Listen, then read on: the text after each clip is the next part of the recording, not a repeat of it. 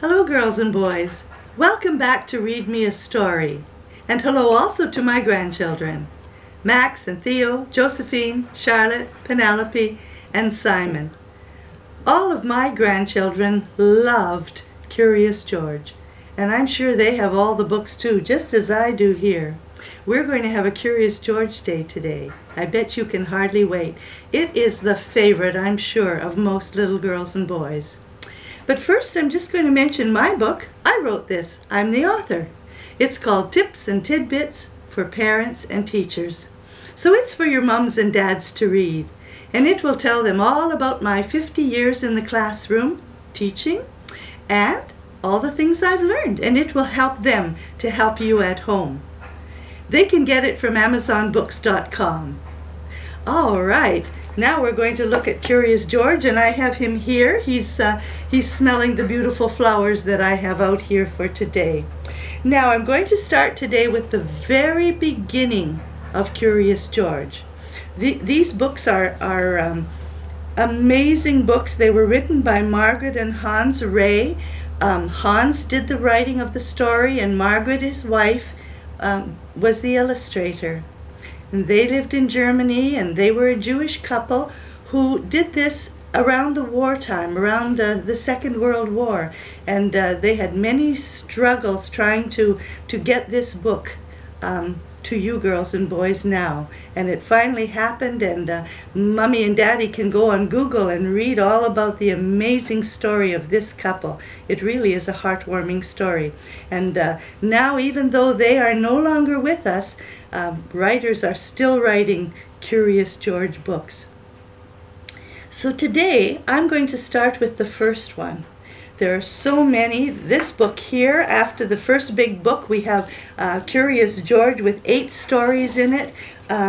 Wonderful ones. The Chocolate Factory is one of the favorite of girls and boys.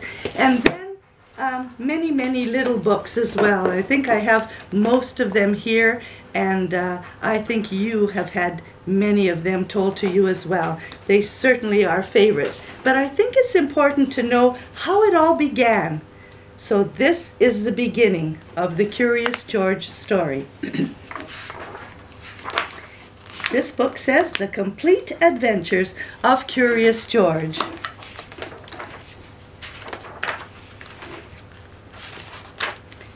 And here we go.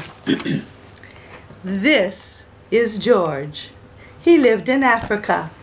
He was a good little monkey and always very curious. That's an interesting word, curious. He wanted to know everything, to see everything, to do everything. And many girls and boys are curious as well. And that is a good thing. One day, George saw a man. He had on a large yellow straw hat. And the man saw George too. "What a nice little monkey," he thought. "I would like to take him home with me." He put his hat on the ground. And of course, George was curious. He came down from the tree to look at the large yellow hat. The hat had been on the man's head. George thought it would be nice to have it on his own head. He picked it up and he put it on. The hat covered George's head. He couldn't see. The man picked him up quickly and popped him into a bag. George was caught. The man with the big yellow hat put George into a little boat, and a sailor rowed them both across the water to a big ship. George was sad, but he was still a little curious. On the big ship, things began to happen. The man took off the bag. George sat on a little stool, and the man said, "George, I am going to take you to a big zoo in a big city, and you will like it there. Now run along and play, but don't get into trouble." George promised to be good, but it is easy for little monkeys to forget. On the deck, he found some seagulls. He wondered how they could fly. He was very curious. Finally, he had to try. It looked easy, but oh, what happened? First this, and then this. Where is George? The sailors looked and looked. At last they saw him struggling in the water and almost all tired out. "Man overboard!" the sailors cried as they threw him a life belt. George caught it and held on. At last he was safe on board. After that, George was more careful to be a good monkey until at last the long trip was over. George said goodbye to the kind sailors, and he and the man with the yellow hat walked off the ship and on to the shore and on into the city to the man's home. After a good meal George felt very tired. So he crawled into bed and he fell asleep at once. The next morning, the man telephoned the zoo. George watched him. He was fascinated. And then the man went away. George was curious. He wanted to telephone too. 1, 2, 3, 4, 5, 6, 7. What fun! Ding-a-ling-a-ling! George had telephoned the fire station. The firemen rushed to the telephone. "Hello? Hello?" they said. But there was no answer.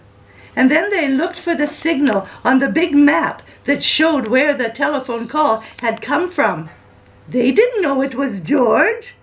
They thought it was a real fire. Hurry, hurry, hurry! The firemen jumped onto the fire engines and onto the hook and ladders. Ding dong, ding dong, and everyone out of the way. Hurry, hurry, hurry! The firemen rushed into the house. They opened the door. No fire.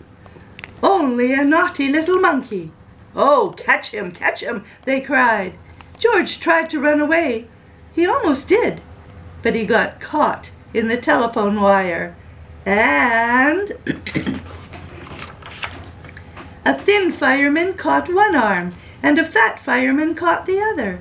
"You fooled the fire department," they said. "We will have to shut you up."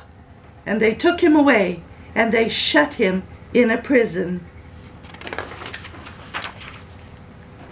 George wanted to get out. He climbed up to the window to try the bars, and just then the watchman came in. He got on the wooden bed to catch George, but he was too big and heavy, and the bed tipped up, and the watchman fell over, and quick as lightning, George ran out through the open door. He hurried through the building and out onto the roof, and then he was lucky to be a monkey. Out he walked onto the telephone wires. Quickly and quietly over the guard's head, George walked away. He was free! Down in the street outside the prison wall stood a balloon man. A little girl bought a balloon for her brother. George watched. He was curious again. He felt he must have a bright red balloon. He reached over and tried to help himself, but instead of one balloon, the whole bunch broke loose. In an instant, the wind whisked them all away, and with them went George, holding tight with both hands.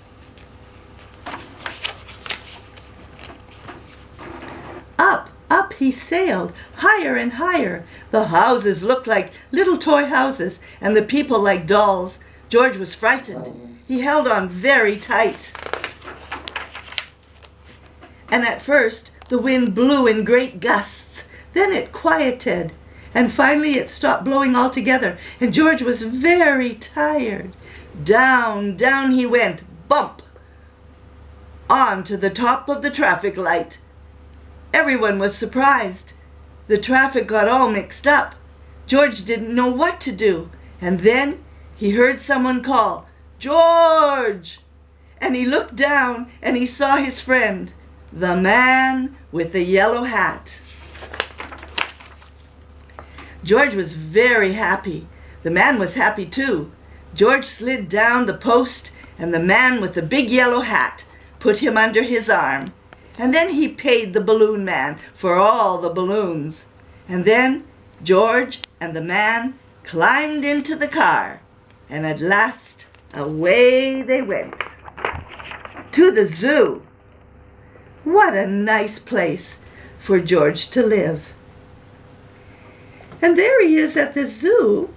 That's the end of the first story, girls and boys. And you can see that he was so kind to give all his balloons to the other animals and share them. Well, the next time we meet, we're going to find out if George stays in the zoo. He's so curious, I wonder if he will. Well, we'll find out next time. I hope you enjoyed the first story, girls and boys, of Curious George. More adventures to come. See you next time, girls and boys, for Read Me a Story. Bye for now.